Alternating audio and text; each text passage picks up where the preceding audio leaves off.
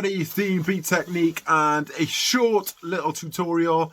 This one is another one of my favourites, kind of like the dog barks, one I use quite a lot, and I use it when I'm on the phone to people. It is the signal cutting out. You've had the signal, the annoying thing when your signal cuts out in your phone. So I'll be on the phone and be like, hello, yeah, can you... I'm just trying to, yeah, the signal... No, there, well... it is that, right? And there's a few ways I get to do this. So I go, the first one would be, I'd say, so if I said hello, I'd be like, hello, hello. Like you cut off your word slightly each time. My,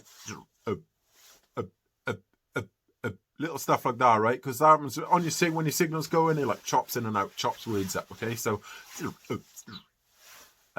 when you're saying the sentence, like you need to say, like, think of the sentence and cut certain words out, but carry on with what you're saying. So if I was going to say the signal's cutting out, I'd be like this out on the end. You get what I'm saying? We cut out that little bit with like little random bits. Yeah, it's cool, but the yeah, let me just another place, because I'm trying to just get it to work a bit. I mean, there we go. So that is the signal cutting out. There's certain ways that go like it's